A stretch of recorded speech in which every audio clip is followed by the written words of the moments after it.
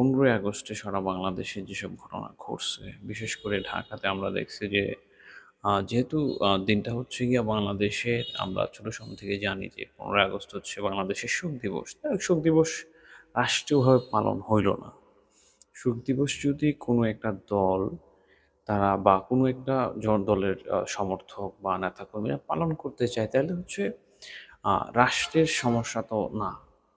কেননা ঠিক আছে, সমস্যা ছিল কখন? যখন হচ্ছে গিয়া আওয়ামী লীগ ক্ষমতায় ছিল, আওয়ামী লীগ অপকর্ম করতেছিল, তখন ওটা সমস্যা ছিল। কিন্তু যখন আওয়ামী লীগ দায়িত্বে নেয়, গত ১ বছর ধরে মানুষ হচ্ছে গিয়া যে নতুন যে সরকার আছে, ওই সরকারের কাছে তাকায়া ছিল যে আমরা একটা অভ্যুত্থানের মাধ্যমে একটা সরকার পাইলাম, যেটা জনগণের সরকার বলে আমরা দাবি করি।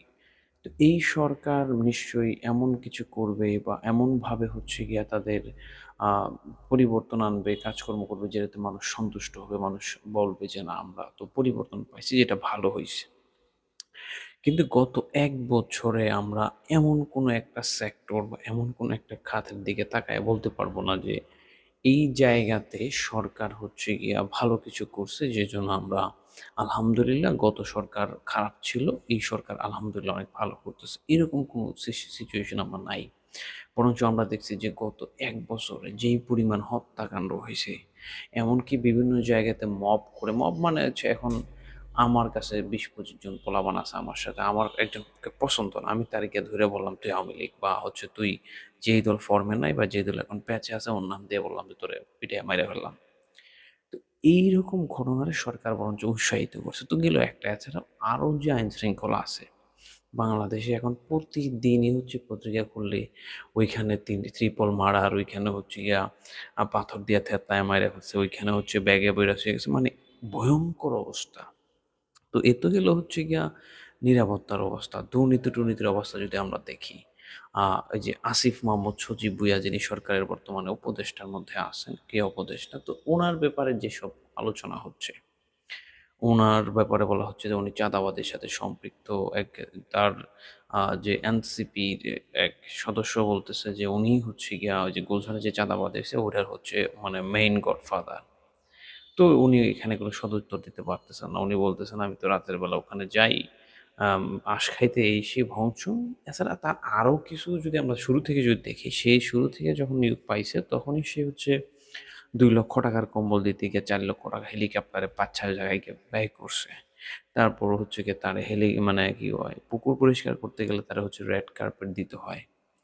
মানে এই ধরনের ঘটনা ঘটছে। তারপর ট্রিপল মার্ডার। সারা বাংলাদেশের কথা বাদ দিলাম, সে মুরাদনগরে ত্রাসের রাজত্ব কায়েম করেছে, সেগুলো আমরা দেখছি নিউজে। তো সব মিলায়া, এছাড়া দুর্নীতি-টুর্নীতির কথাও যদি বলি, দেশে কিন্তু এমনিতেও হচ্ছে যে দুর্নীতি কমে গেছে। কারণ দুর্নীতি কমলে এই যে দ্রব্যমূল্যের দাম নিয়ন্ত্রণে থাকতো, বা হচ্ছে সেবাগুলো হইতো, সরকারি কোন প্রতিষ্ঠানের সেবার মান ভালো।